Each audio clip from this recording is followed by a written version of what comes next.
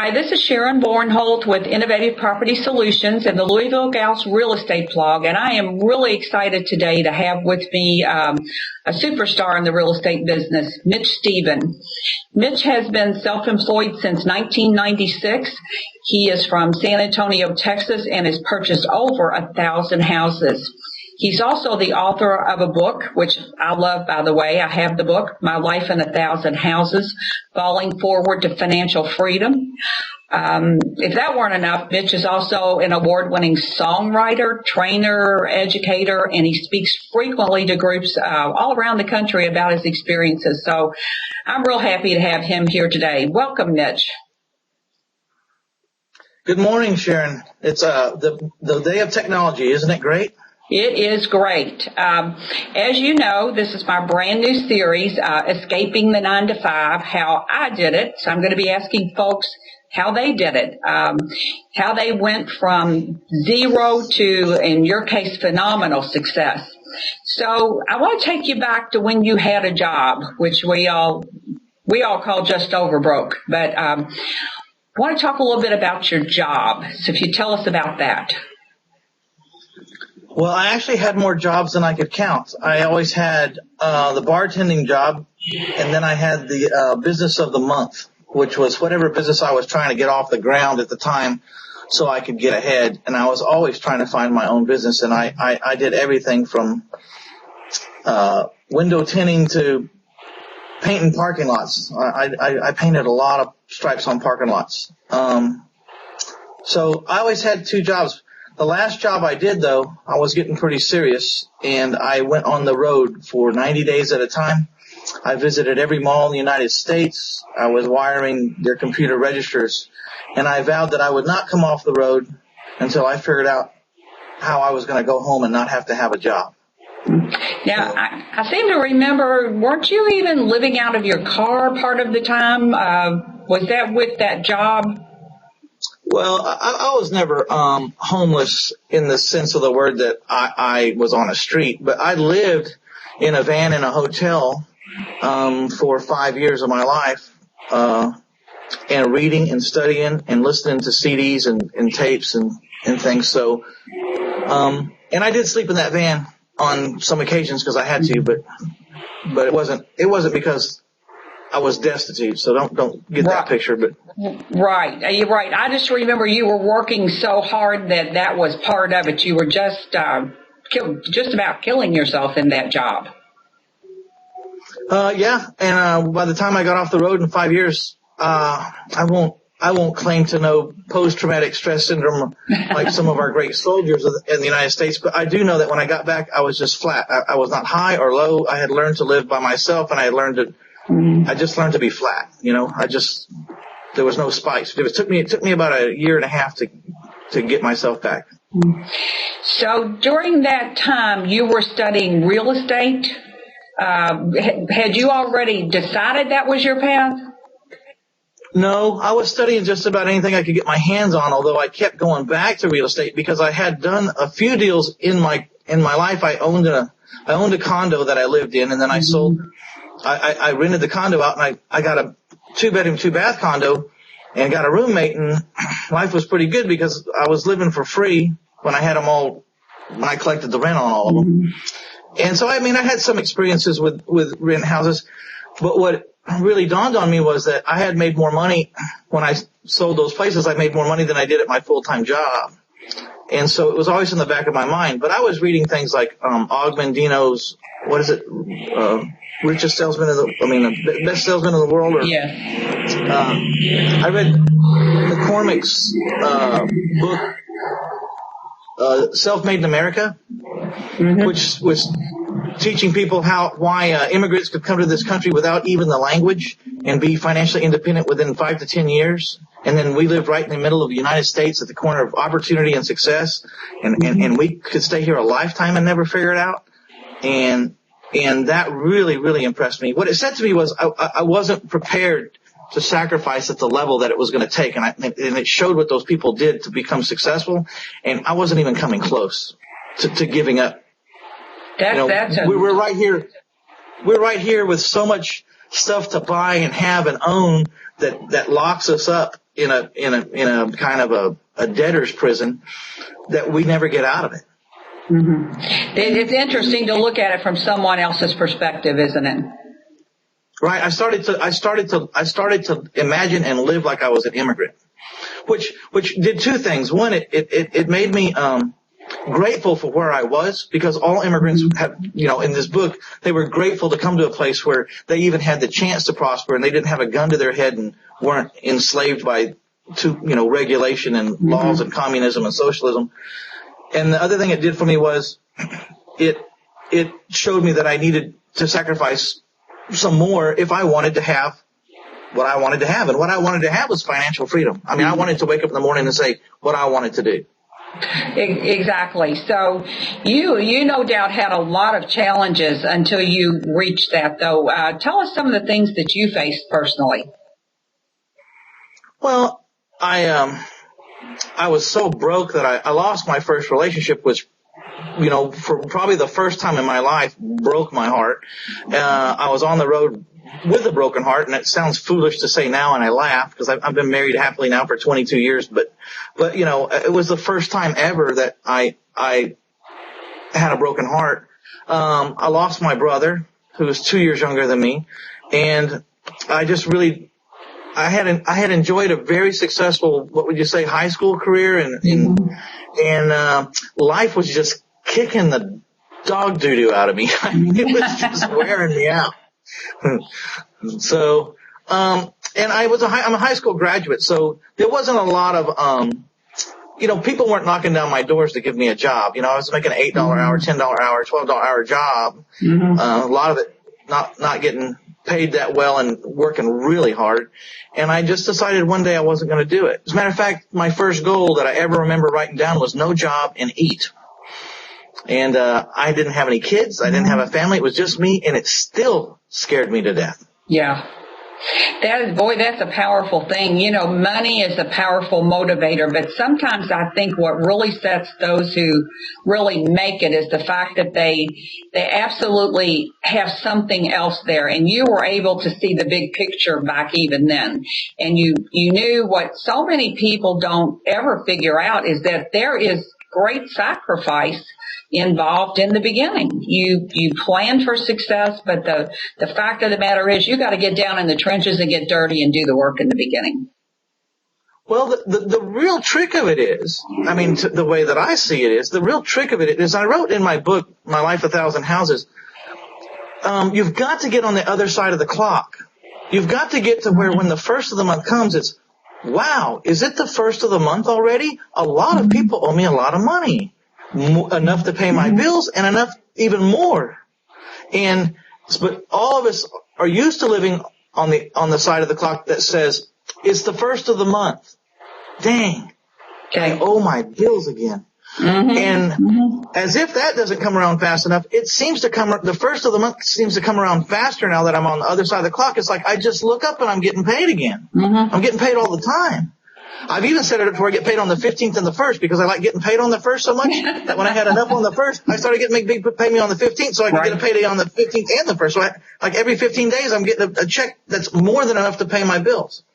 Yeah, I know that was one of your goals, wasn't it, to have all of your monthly expenses paid from your income, passive income?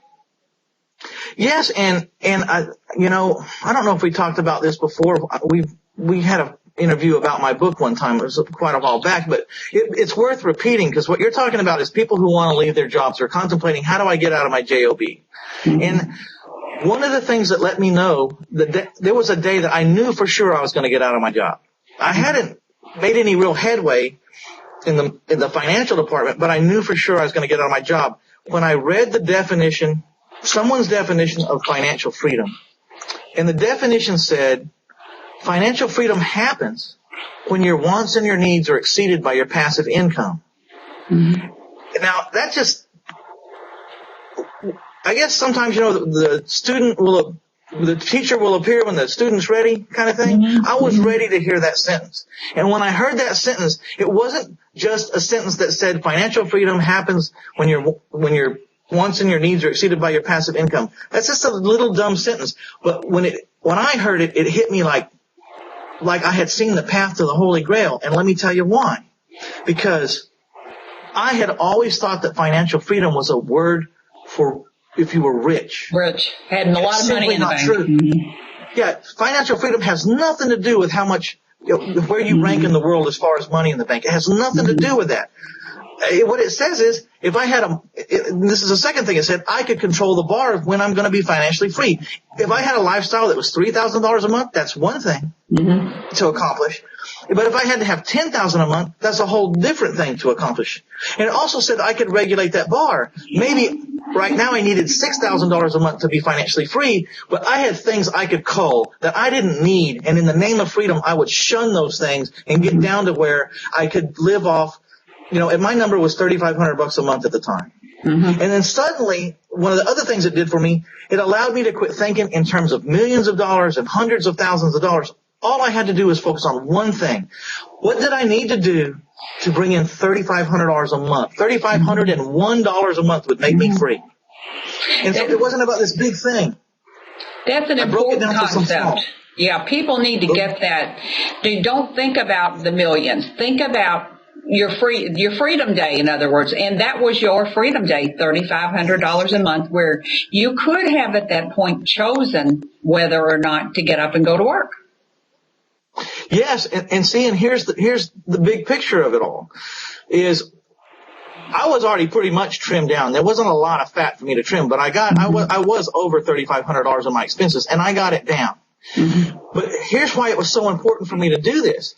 I figured that the day that I became financially free, if being wealthy was in the cards for me, that that would start my next journey, and I would start to see if Mitch Stephen could be wealthy or exceed some of his financial dreams. Not just make enough to pay the bills and take my wife to a movie every now and then. I'm talking about what was the next step. The next step was, who could I become if I worked in the area of my passion 24 hours a day, 7 days a week? That's when you get wealthy. But the first step is to get free.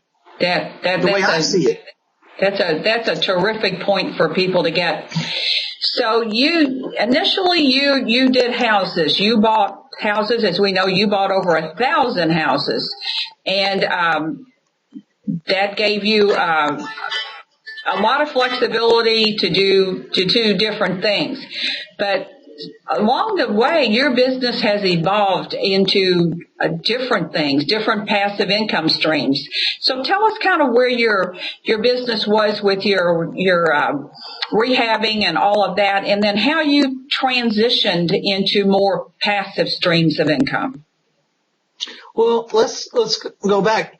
I think there's, people want to quit their jobs, but I think it's almost, for a lot of people, unless they have the ability to bank a lot of money, like a year or two's worth of salary, it's a lot of pressure to just jump from your job and have to do a business to make money. Now, sometimes that pressure is good, and sometimes that pressure is not good, because you're basically putting it all on the line. If you have house payments and kids and family, it's got to really be hard. So, and I wasn't really one to take that big a risk myself. So I started, when I was on that road, I started going home during my days off, which I'd have like 7 to 10 days off every 90 days. And I'd save up my money, and I'd go out and try to buy a house. And I did it part-time. I bought houses part-time until I got up to 25 houses. Okay. The problem was I was renting houses. And what I was supposed to make on the bottom line as a landlord wasn't hitting my bank account. The model looks great on paper. But the repairs and the move-outs and the destruction and the lying and the cheating and everything, it was robbing me. And by then I had quit my job because I thought I was supposed to be making $7,500 a month. I thought 25 houses making $300 a month, that's $7,500. I thought I was supposed to make that. And what happened is I quit my job. I quit my job only to find out by the end of 1 year that I was not only broke, I was upside down. It wasn't coming in. And so I got very depressed again because it was going to be like another job that didn't work out. And then I did, by by sheer luck, which is something I do now all the time when I get stuck in a rut or a box, I did something naturally that now I know to do when I get there, for sure, as a rule, is I went and got around people that were in my business, started talking about what am I doing wrong, and talked to people that had more than me, made more than me, and who I wanted to be. And I talked to them, and right, like the first time I told this guy, he owns like 200 houses. I told him, I said, what do I do? I explained my situation. I had these rent houses. And it's like someone had asked him the question before I got there. I mean, the answer just came right off his tongue like, are you just an idiot, Mitch? You know? He said, well, just owner finance them. Collect $2,000 or $3,000, $4,000 down a house, and then collect $7,500 in payments, and then you won't be giving it all away. And I just scratched my head. I scratched my head and I said, that's it? And he said, yeah, that's it. That'll solve your whole problem. And then he went on to have a glass of tea somewhere, you know? Isn't it just amazing that the people show up when you need them if you just look for them? And I was asking. You know, I told him, I said, you know, I have these rent houses. I'm supposed to be making this money. I'm not making this money. I want out of the business. I've been trying to sell my houses. I actually want it out at this point. And see, I could have quit this business and never come back again, because it would have been another failed business that I had. But this guy said, and it was kind of fate. I couldn't get out because the people in the neighborhoods that I was buying houses in, the kind of neighborhoods I was buying houses in, which was the lower, the middle, probably lower. You know, if you're talking about middle class, there's probably somewhere between the bottom and the middle class. And they couldn't get loans to buy these houses. And I couldn't sell them to anybody. At least I wasn't smart enough to sell them to anybody. And so that was kind of a stroke of luck because I couldn't get out. I had to find a different solution. Well, within like 4 months or 90 days, it was a very short period of time, I had collected $3,000 from 25 used to be renters. Wow. And so do the math. 3,000 times 25 people on average. I mean, 3,000 on average times 25. I had $75,000 in the bank. Which changed everything. Yeah. Well, I woke up and I said, now this is a business. Also, the $7,500 a month that I was supposed to get as a landlord, I was getting that as the bank. And here's the greatest thing about the difference between rent, and, you know, you got rent on one hand and you got collecting payments on the other hand. When you got rent, you don't know if the money's yours. Because if the air conditioner breaks, you got to give it to the air conditioner man. Exactly. Okay? When you collect payments, the money's yours. Yes. If the air conditioner breaks, it's not your air conditioner. And that whole dynamic led me to buy 1,000 houses. Because I'll tell you what happened after that. Then the note buyer started calling me because I saw my name down at the courthouse as the individual who was carrying the note. And they started calling me, and they wanted to know how much I'd take for that $35,000 note I had. I had, like, they still owed me. I was selling houses for $38,000 with $3,000 down, $42,000 with $3,000 down. On average, I was owed like $35,000 for 20, 25 years at 10%. At 10%. 10%. Okay. And I only had like $17,000 in these houses. That's what I had borrowed to buy the houses. So I was due the equity between $35,000 and $17,000. What is that? $18,000. Yes. Well, they told me they'd give me $15,000 cash today. And then I said, they were calling me on one house. I said, well, can you do it 25 times? And they said, yes. All of a sudden I had $15,000 times 25 plus the $75,000 that I got from the down payments. I had it in the bank. Wow. I had turned into like, in a matter of like 8 months, I went from wanting to get out of this business to like having more money than I'd ever seen in my life. So you got to be a master of money. That's really money, and how to use it was kind of your passive income stream then. Well, Sharon, here's the thing. It's not really about the money. It's about the freedom. Unfortunately, we're going to have to buy our freedom, and it's going to take money. You know, I mean, if it's about jelly beans, we'd all be out collecting jelly beans because money's just money. But let me tell you another thing about money. What I learned was when I had my moat paid for, which in the book I describe my financial freedom as my castle with my chickens and my horses and, you know, my family and the AC and the insurance. And then I put a moat around it and filled it full of alligators. That was my little sanctuary. And I was trying to get that paid for. And as we discussed, I needed about $3,500 to get that done. Well, after you gain the $3,500 and you're free, then all the excess money you make, it's kind of like research and development money. It's just money now. Yes. When you go out and you lose on a deal and you needed that to make your house payment, that's not just money. Right. That's a big problem. And that's a lot of pressure. But so what happens is I could drop that drawbridge and I could charge out when I had some extra money. And if I got my buns just kicked all over the planet, I could come back, pull up the drawbridge, and everything was paid for inside that moat, and I could breathe, and I could retool, and I could try to figure out what I did wrong. And that's ultimately how I came to buy 1,000 houses. I didn't have a goal to buy 1,000 houses. Matter of fact, I had no idea for years that I had bought 1,000 houses. I sent someone to go to file out of a storage, and I couldn't, they couldn't go get it. And then I called someone else to go get it, and they couldn't go get it, so I had to go get it myself. And when I opened up the storage door, I had 8 years of files looking me in the face, and they were stacked up to the roof on all sides of me. And I thought, how many houses is this? And then I sent someone the next day to count my files. I was going to say, you sent someone, though. You didn't do it. You sent someone because you were able to do that. I got my file that I needed, and I went back to do my business. But then I kept wondering, how many houses have I done? I have no idea.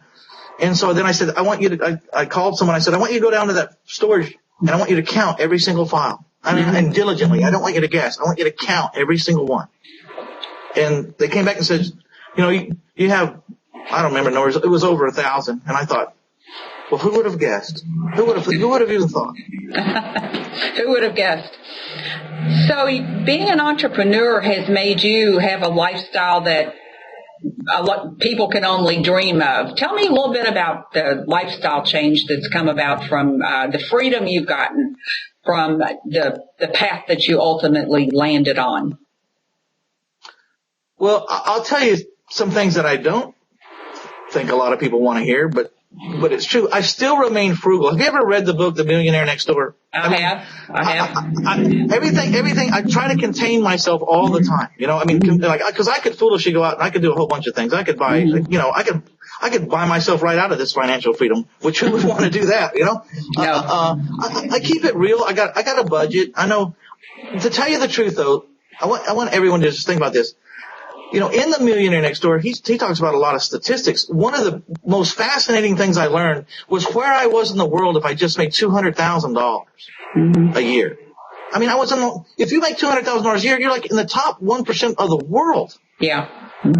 And so, a lot of things, when you start to make money, you got to learn a little bit about money, and money can cause more problems than it can solve. Believe it or not, it can really cause more problems than it can solve if you don't have your head screwed on straight. And so one of the things that I grasped really quickly after reading that book, Millionaire Next Door, was after you make $250,000 a year, if you still got problems, it isn't the money. Right. It's not the money. It's you. And quite could be possible that the money's causing you problems because you're not equipped to handle them. Just like, have you seen the nightmares that happen to lottery winners? Yes.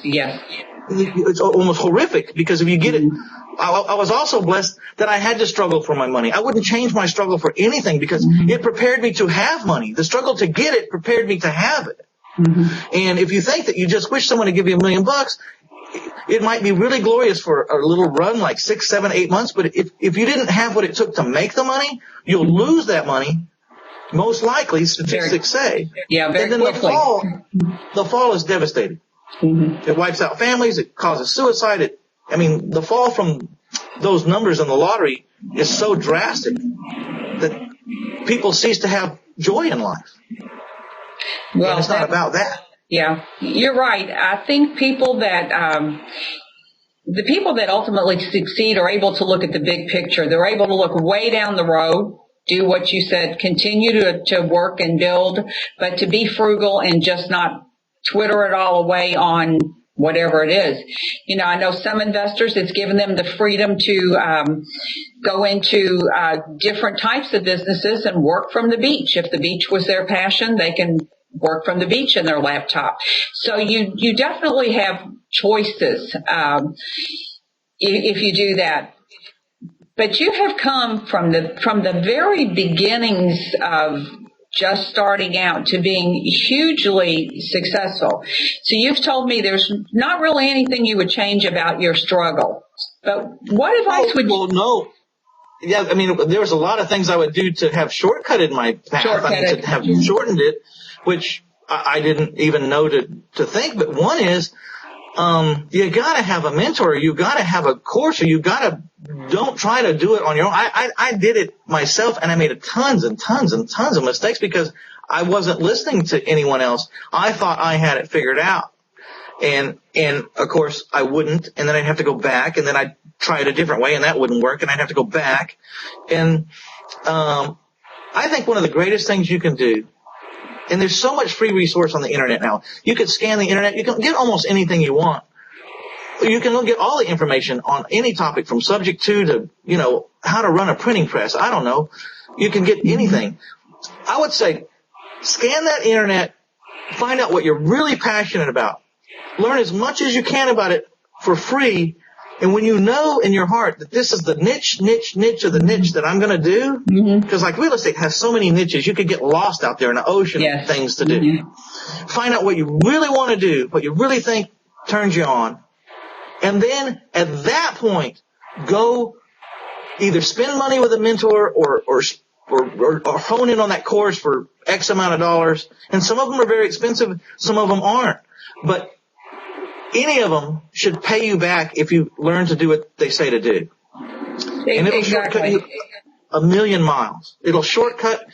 I would have been well served to have found some kind of mentor, even if I had to pay them. Yes. Having a mentor is crucial, and I think most people do what you did, and I did. When you get stuck, you go find some advice. But my advice to anyone now is to find a mentor. If you can't afford one, there are people that will be willing to let you work for them, to do things for them in exchange for learning. You can do that. I like mastermind groups. You're probably part of a mastermind group or have been.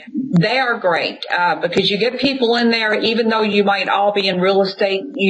As you said, there's a ton of niches, and you can just learn so much from people that maybe think a little bit differently than you.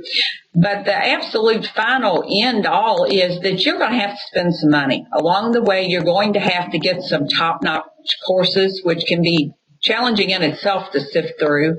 You're going to have to probably pay for some mentoring or coaching. But the sooner you are able to do that, the sooner you will be able to just take huge leaps and, quite frankly, avoid a whole lot of the pain that you and I felt along the way.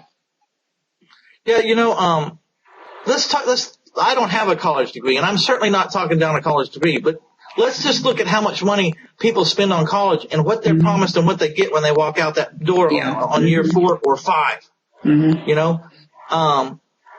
So to pay $2 or $3 or $5 or $8 or $10,000 compared to the hundreds of thousands of dollars that people pay for a college degree that really offers no specific, for the most part, no specific genre that you're going to go into. Right. I mean, and the other thing to do,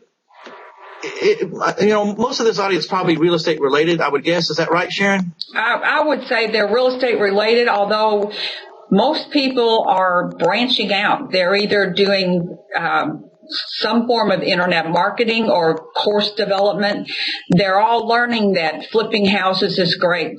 But at some point in time, you don't want to necessarily be doing that every day. You want something more passive like you're doing, maybe like being a lender or developing courses. So I think they're all at different levels, but they're all in real estate and all have their hands in something going a little bit different direction. Okay, so here's what I wanted to say. It's mostly real estate related people that understand real estate. Right. Is that the best way to start out in the business is just to be a wholesaler. Learn how to put a deal together, learn how to paper it up, learn how to buy yourself a little bit of time before the closing, and then and then sell a couple of those and just mark them up $2,000-3,000. Do that 3 times, you got $9,000 in the bank. The trick is don't live off the money to put that money away so you can write that check for that education to go to another level if you want. Right. Or save half of it at least. I mean, you may have to have a full-time job, and then after hours and on the weekends, go find 1 deal or 2 deals a month. I got my bird dogs this month. I bought 27 houses this month. Mm-hmm. Boy. I mean, I'm sorry. In fact, it was the month of February. It's a lot. And the bird dogs, I have 2 bird dogs out finding me houses. They both made $8,000 apiece. And they have a job. One of them has a job, one of them doesn't. Mm-hmm. And they're able to make that kind of money in their spare time. They didn't start off on the first day doing it. They have about 90 days worth of studying and kind of internship to get up to speed, to even have enough guts to go out and say, I think I found a deal. It took them a little while of just kicking tires, running up and talking to people and realtors and looking at houses and kind of getting to know the lay of the land of where we live and what a deal is and what a deal isn't. And what I was looking for specifically, because I trained them up on like what I'm looking for. Exactly. I gave them the resources to be able to check out what rents are in the neighborhood. Like in 30 seconds, we can find out what rent's going for in the neighborhood within $10. I gave them some resources. I told them what I was looking for. And what I'm looking for is I want to buy a house. If I buy a house for 50, I want to be able to create a note for 100. I want to double what my basis is. Okay. If I'm into my house for 50, I want to sell it for 110 with some kind of down payment, and I want to have a note for 100 or better. Okay. 10.5% for 20 years. Okay. Yeah, that's the baseline. That's the bar. Sometimes I'm a little over that bar, and sometimes I'm a little under that bar, but it's all good enough. And so that's what I do. That's a great plan. So your advice, your final advice to people is don't quit your job right away. Keep your job, bank some money, learn to wholesale, learn to bird dog, kind of get your feet wet before you dive in and just one day walk in and quit your job. Well, unless you have a lot of resources and you're willing to take a sabbatical for a year and burn through your savings, which that can happen. What happened to me was I bought and sold a couple of houses, made notes and sold the notes. I looked up after 2 or 3 deals. I was fortunate that I didn't make very much money a month. I made about $28,000 a year. Mm-hmm. So it was very easy. When I did 2 deals and I made $15,000 a deal that I described earlier. Mm-hmm. And I had $30,000 in the bank. I had a year's worth of salary in the bank. And I said, I'm going to see what I could do 24/7. And the job I had wasn't special. I could get another one just like it tomorrow. Mm-hmm. And so I thought, I got enough in the bank. I didn't go buy a boat. I didn't go buy a car. I stayed right where I was. And I left that money in the bank and I said, I'm going to pay myself just like I get paid at my job. And I knew exactly what I got on the 1st and the 15th. And that's what I took out on the 1st and the 15th. I did 45 houses my first year. Wow. Yeah. From the day I got free, I quit. I remember it was March of 1996. I quit my job. I've never been employed since. And the next year I did 65 houses. And the next year I did 150, which I don't wish on anybody. And then I started cutting back in having a life and having a career. For the first 3 years, I was so scared that it was going to disappear on me that I was just like trying to hoard every house I could get because I thought, this is going to go away. And I didn't have a life. Today I have a life. So well, I collect payments. I collect payments now on 140 houses. Wow. And get this. I've learned to sell notes without discounts. Very cool. Very cool. Last month I sold 4 notes with no discounts. On an average, I make about $20,000 to $25,000 a house. Well, I'm going to tell you right now, Mitch, we're going to come back and we're going to talk about that because that is something that is a strategy that I don't think a lot of people really have a clue about. So we'll just put that down and say we're going to do it. And I wanted to direct people to your website, 1000houses.org. I know on there you've got folks can get the first 100 pages of your book there. They can also get it on your Facebook page. And tell everyone what that page is. You can find my fan page at MitchOnFacebook.com. Mitch on Facebook.com. And this is my book right here. It's called My Life in 1,000 Houses. How's that for unashamed plug? No, and I plug your book all the time. I tell everyone they need to read that book because it's just the thing I love about your book is it chronicles your journey, and it's little short chapters. I'm an avid reader, so I could pick up the book and I flew right through it. But I know some folks have a little bit more trouble with reading in snatches, and your book is perfect. And it's something that every new or seasoned real estate investor should read. And I'm going to put all of these resources on the site in the post so people don't feel like they have to, like maybe they've missed them. And I want to thank you so much for coming on here today and telling your story. You have a great story, Mitch. Well, thank you very much. And I'm happy to share it with anyone that comes by. I actually wrote the book, and it's probably not what people think. It's just, like you said, it's the first half is chronological of how I went from zero to having some success. Mm-hmm. And then the last half of the book is 18 stories that you just can't make up. I mean, they happened to me in real time, and I couldn't have made them up to save my life. And some of them are sad, and some of them are funny, and some of them I made money, and some of them I lost some money. But they're all, like you said, pretty short. And people are surprised because they think it's going to be some kind of how-to book. And while you could learn a lot about real estate from reading it, it's really not a how-to book, is it, Sharon? It's more of just the day in the life of an investor, but it takes you through 10 years. It does, and it's a great book. Well, Mitch, thanks again. And as I said, I'll be putting this up on my blog, and I'll have links and list all of the resources that we've talked about today. So happy investing, and I'll talk to you soon. Thanks, Sharon. It was my pleasure. Have a great day. Mm-hmm.